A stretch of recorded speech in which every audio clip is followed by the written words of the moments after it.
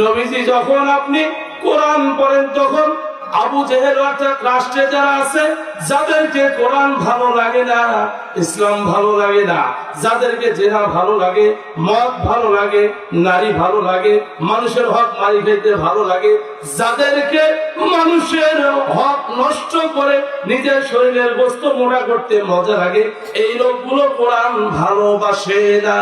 এরা করলো কি?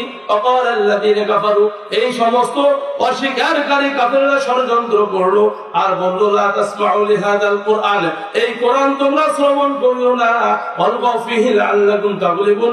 যখন এই কোরআন পড়া হয় তখন গন্ডগোল সৃষ্টি করো, হট্টগোল সৃষ্টি করো, যাতে করে আল্লাহর বিধান এই কোরআন মানুষ না বোঝে। যদি মানুষ কোরআন বোঝে তাহলে কোরআনের আরেকটি নাম হলো আল ফুরকান, সত্য মিথ্যা পার্থক্য করে দিবে, অন্যায়কারীরা পালাইতে দিশ পাবে না। কথা ঠিক কিনা?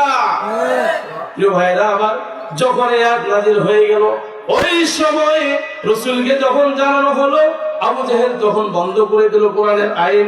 বলুন তো এবার বাংলার ভূখণ্ডে এই কোরআনের বিরোধিতা যারা করেছে, যারা আলেমদেরকে ধরে ধরে জেলখানায় ভরেছে, যারা আলেমদেরকে হত্যা করেছে, ইসলামের পক্ষে যারা দিনের পর দিন রাতের পর রাত সময় ব্যয় করেছে, তাদের বিরুদ্ধে যারা ষড়যন্ত্র করেছে, অনুরূপভাবে আবু জেহেলের মতো তারা ধ্বংস হয়েছে কি হয় না? তো ভাইরা, সিরিয়ার বিষয়টা আপনারা জানেন, মুসলমানদের বিজয় হয়েছে। এর মূল কারণ কি? 11 সাল থেকে 24 সাল পর্যন্ত, এই 24 সাল পর্যন্ত এই মাত্র কয়েক বছরের ব্যবধানে সিরিয়ার বাদশা 5 লক্ষ আলেম এবং মুসলমানকে হত্যা করেছে। দুনিয়ায় যেখানে মুসলমানদের বিরুদ্ধে মানুষ লড়াই করেছে সেখানেই মানুষ টিকতে পারে।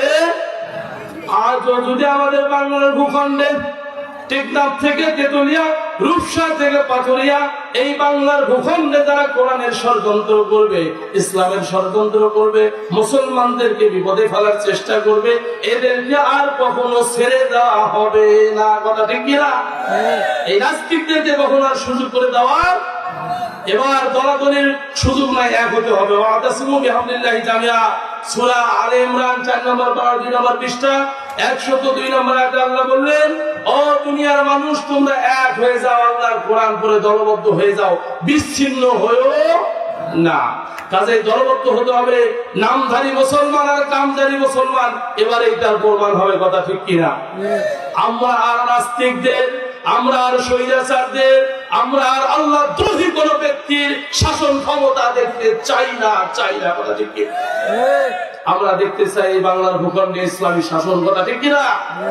আপনারা গ্রামে গঞ্জে শহর বন্দরে প্রত্যেকটা জায়গায় রুখে দাঁড়াবেন বাতিলদের বিরুদ্ধে, ইসলামের পক্ষে। কথা ঠিক কিনা? যেখানে বাতিল আল্লাহর বিরুদ্ধে কথা বলবে, রসুলের বিরুদ্ধে কথা বলবে, কোরআনের বিরুদ্ধে কথা বলবে, আর সুষমা হওয়ার কোন সুযোগ নাই, সেখানেই তাদেরকে শায়েস্তা করতে হবে। কথা ঠিক কিনা? ভাইরা, আল্লাহ পাক আমাদের সকলকেই তার হুকুম পালন করার তৌফিক দান করুন। দুনিয়াতে কোন পীরের পাশে ছুটবেন না, ছুটবেন কোরআনের পাশে। কোথায় হিদায়াত আছে? কোরআনে। হিদায়াত কোথায়? আমি একটা উদাহরণ দেই। কোরআনুল কারীম এটি এমন একটা দামি জিনিস, একটা ছোট বাচ্চার হাতে যখন স্বর্ণের একটা টুকরো দিবেন, স্বর্ণের একটা টুকরো, এই বাচ্চা মনে করবে যে এটা স্বর্ণের কোনো দাম নাই, ও খেলবে, খেলায় দিবে, নাড়াচাড়া করবে। যখন কোনো জ্ঞানী ব্যক্তির হাতে দিবেন, যে বুঝবে এই স্বর্ণের মূল্য কত, বিক্রি করলে কয়েক লাখ টাকা হবে, কয়েক কোটি টাকা হবে, তখন সে স্বর্ণটা কিন্তু যত্ন করে রাখবে। কথা ঠিক কিনা?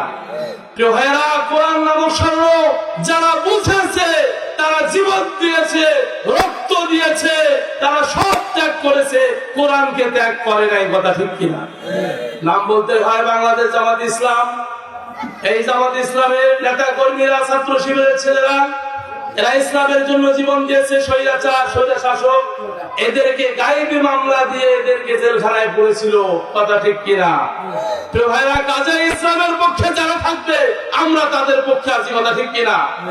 ওই স্বৈরশাসক খুনি হাসিনার কোন চালা, কোন অনুসারী, কোন তার পক্ষে কেউ কথা বললে এই কথা আর বাংলার জনগণ মেনে নেবে না। কথা ঠিক কিনা? বাংলার জনগণ এখন সজাগ। প্রিয় ভাইরা, কাজেই আল্লাহর কোরআন পড়ে পড়ে আমল করার চেষ্টা করবো তো ইনশাআল্লাহ। কোরআন ছাড়া হাদিস ছাড়া কে কি বললো তার পিছনে যাওয়ার কোনো সুযোগ